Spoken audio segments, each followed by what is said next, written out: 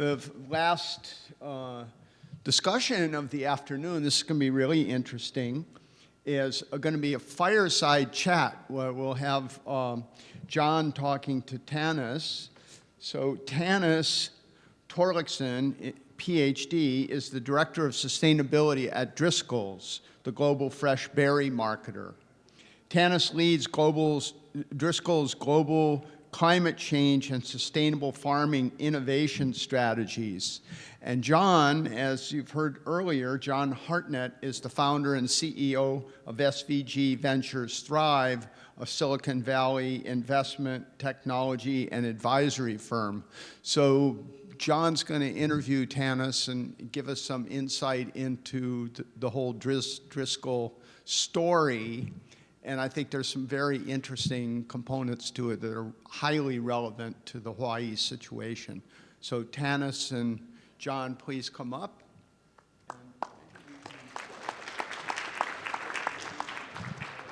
Where's the fire? So maybe you guys sit here. Get this junk out of the way. So. How's everybody doing? You doing okay? It's like almost 4:30. Do you want to stand up and just kind of move your arms about? Come on, let's stand up. Come on. Come on. You need a break. You've been sitting down. You know, move those arms around. Here we go. Okay? Yes. No, doesn't that feel better? Okay. So, who eats berries? Who's heard of Driscoll berries? Okay, so definitely very, very, very popular. And I'm delighted to have Tanis here. This is actually Tanis's home, Honolulu. And we've worked with Driscoll berries for maybe about 7 years, primarily focusing on new innovations and technologies that are solving some of the challenges of Driscoll berries. And I think of all the different companies that we work with about 40 different corporations around the world.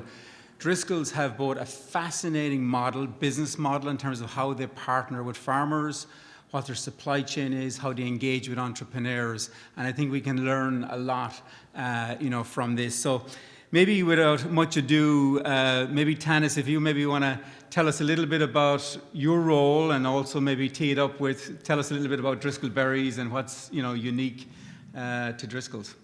Certainly. Well, great to be here. As John mentioned, live in Kaneohe, so very fortunate to have a short commute here. Work remotely, sadly. Berries, we have not transitioned berries here into Hawaii, at least for Driscoll's. But a little bit about Driscoll's. We're family owned and operated, privately held. As John mentioned, I think a really unique business model where we like to say we don't do the hard work. We work with a network of independent growers globally. So we have proprietary, non-genetically modified breeding genetics. So we hopefully are delivering delightful, delicious berries through our raspberry, blackberry, blueberry, and strawberry breeding programs through traditional breeding methods. And then our network of independent growers that we partner with in a revenue sharing model, which again is quite unique. So instead of saying, hey, farmer, you've done all of the hard work, here's the price for your strawberries today, we say, we're going to partner alongside you, and on average, about 80% of the price that we get at the strawberries when we're selling them out to the retailers goes back to the farmer, and that's because the farmers, are doing the vast majority of the work, and they should share in the upside in that opportunity. And then obviously Driscoll's at the other end, the marketing end, we engage with and develop our sales strategy and marketing. And so we kind of play on both ends of the supply chain with very close collaborations with our independent growers in the middle. And we really scale the gamut. So we work with 3-hectare farms, and we work with large kind of corporate farms, but really a large proportion of our growers are family-owned and operated, invested in the communities that we work in, and that's because they're grounded in that community. They understand those needs, and berries are very high-touch crops and really need that careful attention. So again, a really unique model that we enjoy. my role within Driscoll's, as was mentioned, I lead our sustainability efforts, so a really fun opportunity to think about a lot of hard problems. So global climate change, I lead our efforts to think about how do we prepare ourselves and our supply chain for the effects of climate change, looking at climate models, looking at how we bring increased resource efficiency, water use efficiency into our breeding pipelines. I also think about how can we as Driscoll's reduce our impact on climate change, reducing our own impact and then working with our suppliers to also reduce our greenhouse gas emissions. And then I also lead our kind of agriculture technology innovation pipeline. So how can we leverage innovations from Salinas Valley or from Silicon Valley in partnership with our growers to reduce our impacts on water, greenhouse gas emissions, improving plant health. So a real kind of wide range of things. And prior to that role, I worked directly with our independent growers on water stewardship issues. So really boots on the ground, how do we kind of improve those outcomes at the field level? Awesome. I mean, in terms of this, I mean, I know the vision and the focus of Driscoll Berries is around taste and flavor. How do you, and I mean, I know from a scale perspective, you're working with thousands of growers around the world, delivering to millions of customers around the planet. How do you manage and how do you work on that whole, pursuit of flavor from an R&D perspective, and how does that work internally today? It's a great question. So we have a very kind of relentless pursuit of flavor. We actually, some of my colleagues in our research and development team focus on the Berry Flavor Center. So they literally work with consumers, work with our employees to do thousands of berry taste tests, every day to say, okay, do you like your blueberry a little crisper or a little, more acidity at the end? How do we start to understand and map consumer preferences? Because what we found is it's not just, more sugar is a more delightful berry. And so that's a really kind of nuanced world. We've actually created a berry flavor wheel. So you talk about the taste notes of a fine wine. We're doing the same with berries because it's like, oh, that's a strawberry with like a little bit of a tropical hint. Like, is that a good thing from a consumer perspective? Do you enjoy that? So we're constantly gathering data and insights on what consumers are interested in, and then how do we bring that into our breeding pipeline? So what are either wild strains or kind of strains kind of in this vast genome that have some of that we can kind of crossbreed in, again, naturally to bring out those, whether they be flavor profiles. But in addition to flavor, obviously first and foremost, part of our mission, but we also think about other really important things. So yield, right? We want our independent growers to, be partners, and that's a really important kind of economic driver. Like I mentioned, we're starting to think about water use. How can we be bringing increased water use efficiency into our pipeline? The same kind of strawberry at two different varieties can have a different amount of water use, and that's a nice kind of win-win because often berry plants that use less water also have fewer leaves. And actually the biggest cost, as everyone will know here in specialty produce, is agricultural labor. And so how can we display those berries even more delightfully for the harvesters, another key kind of partner in our supply chain. And so when they have fewer leaves, when those, are potentially using less water, also easier for the harvester to pick. They're able to, leave less fruit behind, so reduce food waste because there's fewer, berries kind of hiding behind those leaves. And so it's kind of a win-win. So some exciting opportunities to drive both value to the grower and also sustainability benefits. Mm-hmm. In terms of sustainability, I mean, there's so much kind of talk and discussion about this, and obviously we're all kind of experienced climate change, adverse weather conditions, wildfires, all over the world. Nowhere is escaping. But at the same time, when you talk to a farmer, I talked to a farmer in Ireland, he put it in an interesting way. He said, John, how can I go green when I'm in the red? It has to pencil out from a business and economics perspective. How do you manage that conversation with growers around the world, and how does that partnership work? It's a great question and a hard one for sure. No, absolutely. I mean, when a grower is in a red, that is not the time to go pitch, hey, I got this great water saving technology. It's like, get off my field. I've tried it. But I think it is a really important thing that our team in the kind of agriculture technology innovations really focuses on is what is the business case for the grower? Yes, we want to see that sustainability benefit, but what is the down to the kind of, individual farm level economics that we run to understand, and then we bring that business case to the growers. So, what is it going to do to your harvest labor? If it's going to increase your harvest labor costs, that's probably not a winning opportunity given those costs and resource constraints on such a precious resource. But hey, we can improve your yield and save water at the same time. We can reduce your labor by automating your, instead of having your irrigator drive around on a four-wheeler, all across the field, turning on and off valves, we can automate that. That also increases the precision of your watering, so then you have increased yield, reduced labor. Those are the types of business cases that growers, even in the red, can be interested in. Obviously, in an ideal world, we would have water that was, priced, that, we could understand that externality. Water is such a precious resource. But in light of that, there's other opportunities on kind of cost savings that we can think about helping growers really drive the business case for some of these more sustainability innovations. We also think a lot about plant health solutions, right? And so again, when you have invested so much in your crop and then, it's wiped out by a disease, that's a huge impact for a grower. So how do we use technologies, alternatives to kind of traditional plant protection to increase the kind of opportunity and increase the resilience of our growers? So those are some exciting opportunities that we've worked on in ag tech solutions. But again, first and foremost, we're looking at that business case back to the grower. Excellent. Yeah, I mean, obviously growers, you gotta sell them on, the economics, and, there's no fear about sustainability, but it obviously has to kind of make sense from an economic perspective. In terms of all these different startups, right, we saw, some great startups today, right? And they're so broad. You've got, on one hand, automation, AI. On the other side, you've got microbes, biologicals.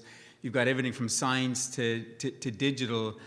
How do you keep up with this? And I know from our perspective, like there's 10,000 startups around the world. What's the magic formula in Driscoll's to keep up to date? Well, we don't have the magic formula, but we're certainly working on it. We start with a problem-centric, right? Again, there's thousands and thousands of really amazing ag tech startups that we just don't have the time or team bandwidth to look into. And so we say, what are the most pressing resource and kind of economic challenges for our growers? So we have a sustainability real focus around water. Berries like to grow where people like to live, not too much rain, cool nights.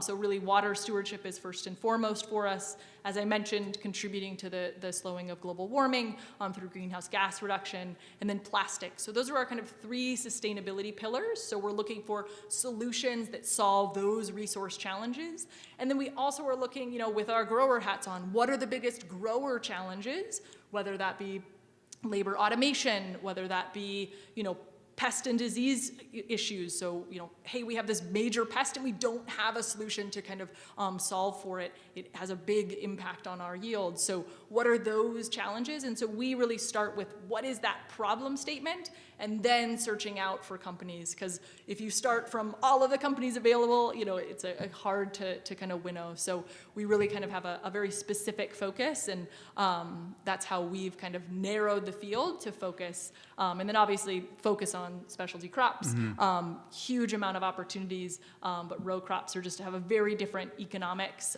than specialty crops.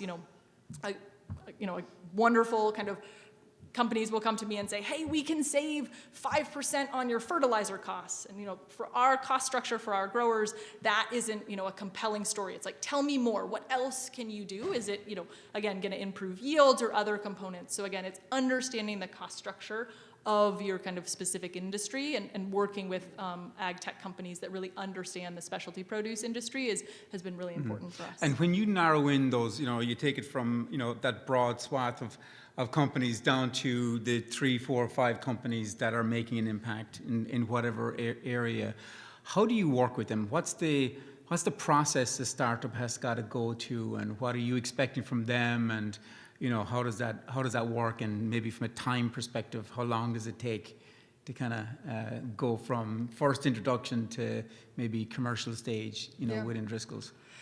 Varies a lot, but maybe kind of a common one is, so what our team really focuses on is, right, growers are super busy. They're getting pitched, ag tech startups. They're getting pinged on LinkedIn. They're getting WhatsApp messages all the time. So we try to be a credible filter for them to help really understand, kind of sort the wheat from the chaff, as you will.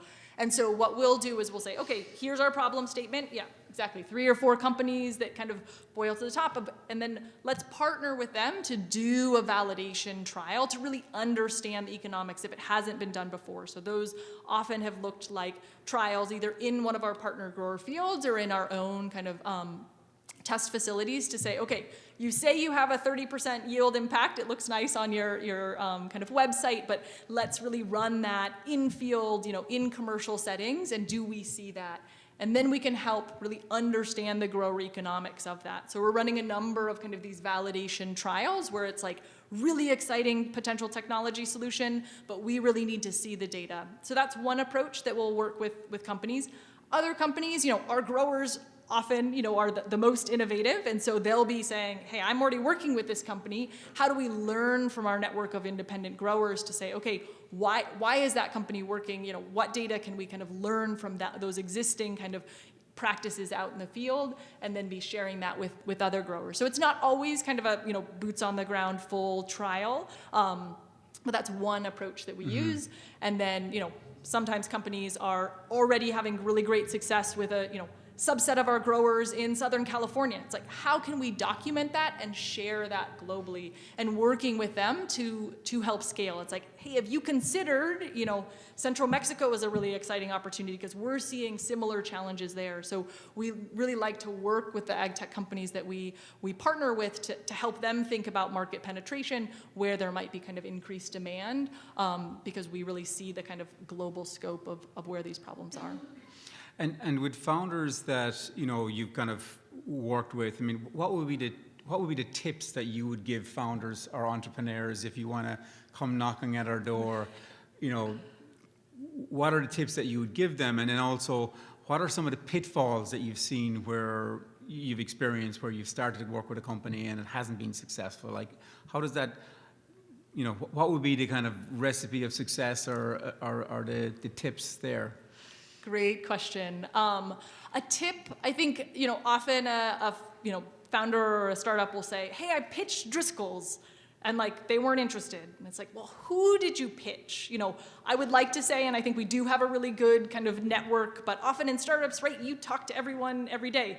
Driscoll's is a global company. I don't get to talk to every single one of our agronomists. I would love to, but I don't get to talk to every single one of our agronomists every day. And so, asking if you do connect with someone at a big company, saying like, hey, what's your role? And do you have someone in your company who focuses specifically on working with startups? I'd love to talk to them, because often it's just like they're super busy, they're boots on the ground, and they just need that reminder of, oh, right, there is someone that could potentially follow up with you. I'm just not that person. And so it's trying to kind of navigate, and every company is different, but often it's, okay, who within your company often works with startups? Could I have a follow-up conversation with them as a really helpful way? Because again, those sometimes get lost in the shuffle. And then I would say kind of a pitfall, a number of startups will come to us and say, great, we're going to increase your growers' yield by 30%.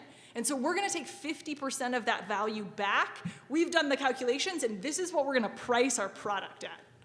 And it's like, growers are taking on all of the risk, right?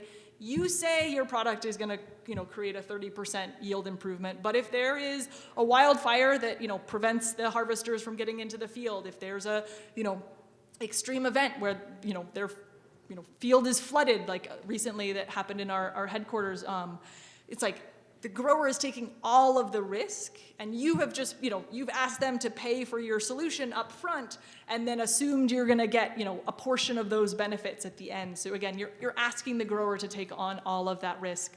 I'll always remember one of my first days at Driscoll's. I was driving around with one of our growers, and he said, Tanis, remember that my house mortgage is on this farm.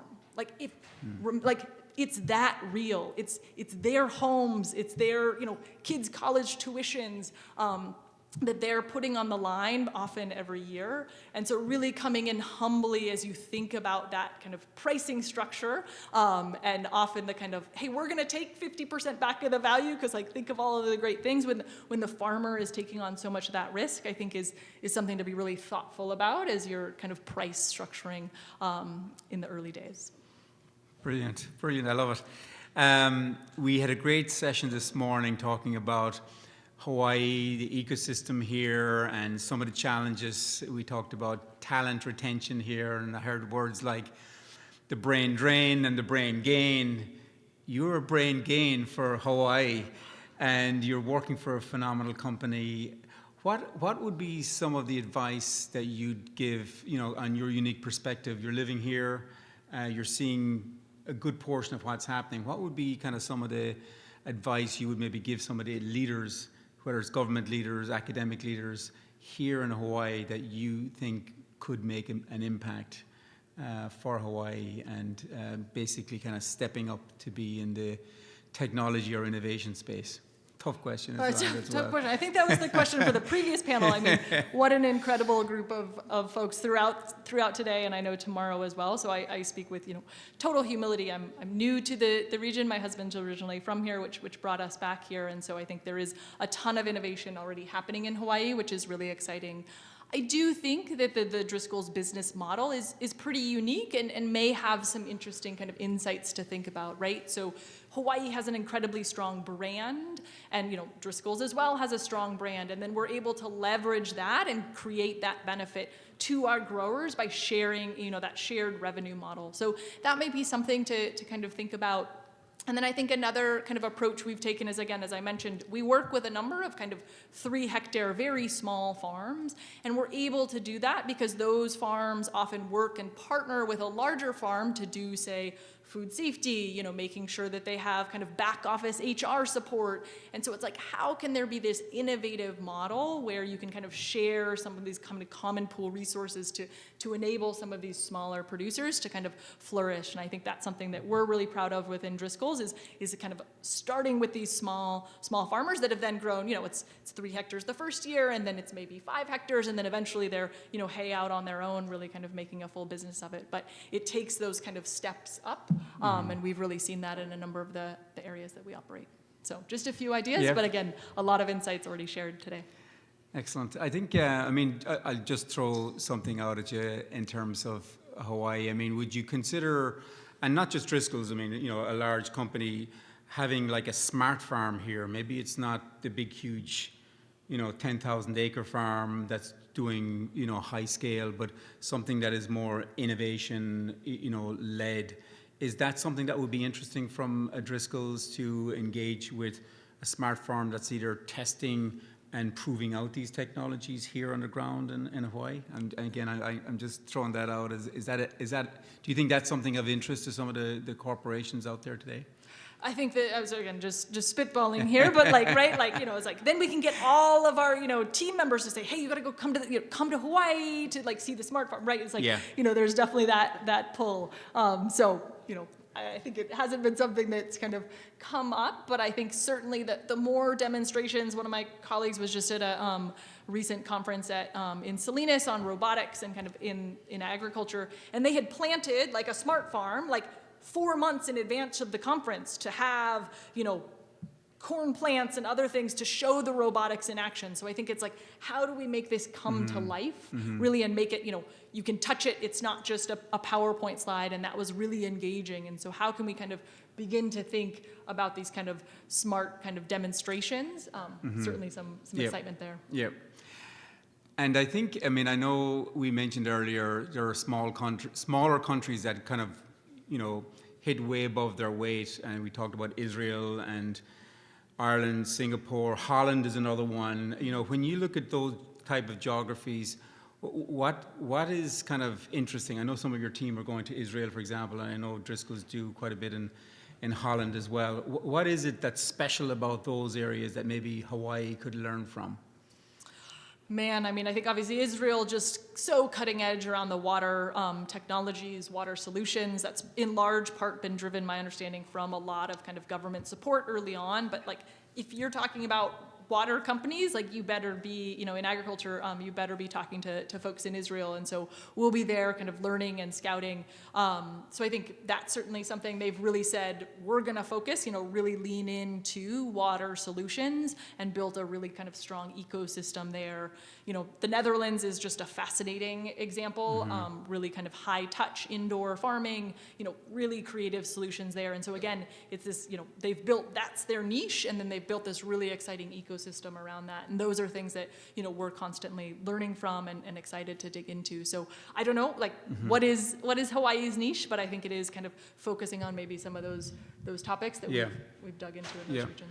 I mean, I think, again, I just, not from a Driscoll's perspective, but maybe from, somebody that's kind of looked at all these different kind of locations. You're attracted by the entrepreneurs and the innovators and kind of seeing kind of what's there. If this was a demonstration zone for Asia Pacific, if this was the destination for all these great, Asia is a very large area, far-flung, it's very hard to kind of go to all these different locations. But if this was the hub or the access point for Asia, wouldn't that be really cool? I mean, I think it would be phenomenal. To be able to come here, like this.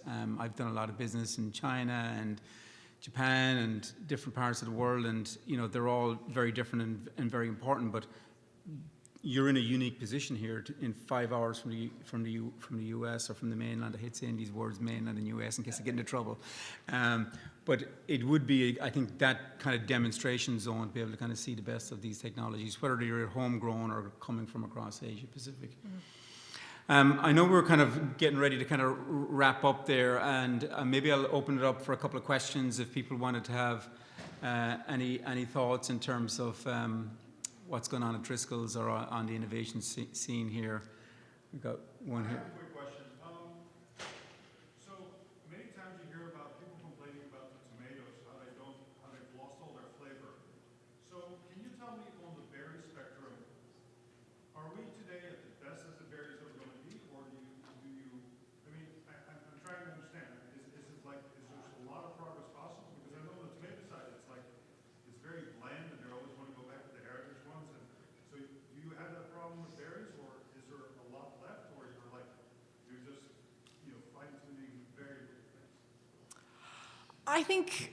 I think there's a lot of upside potential. I mean, who has grown kind of strawberries in their backyard, and there was just like this burst of flavor, and it's like, how do you kind of keep that? And a lot of our varieties do have that, but how do you keep that? And then also make sure it can ship, and so it can get to your market and still be delightful. And so I think it's that there is this, and we continue to bring in new genetics that have that just ultimate flavor, but how do we kind of marry that with, okay, it needs to, get into the truck and get into the retail shelves, and then, be able to kind of handle sitting in your shelf for a few days in your refrigerator. And so I think there's always kind of upside and potential. I don't think we have the limit. And so, yeah, I'm optimistic that we have a lot of really exciting kind of innovations. And I would say, I have the very distinct opportunity of being able to travel to our different breeding locations and try our newest varieties. And there's some really, really delightful ones with that shippability, with that yield that, is meaningful to growers that are kind of coming down our pipeline, which is really exciting. One last question. Going once. Over there. There we go. I feel like an auctioneer here. There you go.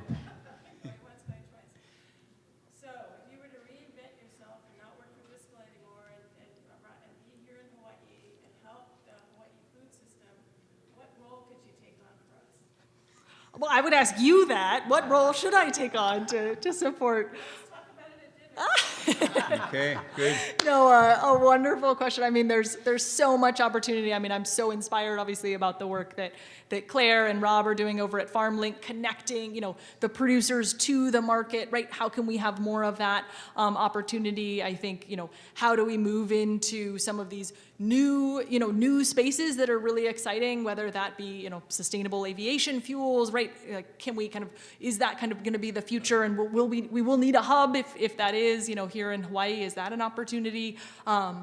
how do we think about, kind of long-term, obviously the work of the Ulu Cooperative and bringing back kind of breadfruit and traditional fruit that's, an agroforestry system with huge benefits. There's just so much innovation, happening here, and so much to support. So I've just been, everyone I speak to, I've just been so impressed with all of the diversity of opportunities and work going on already. Excellent. Well, Tanis, it's been fantastic talking with you. I think you've shared some really great insights, a lot of learning, and I think a lot of meeting and opportunities as well, over dinner. And with all that kind of mention about flavor and taste, I'm thinking about a beer right now. Thank you very much, Tanis. Thank you.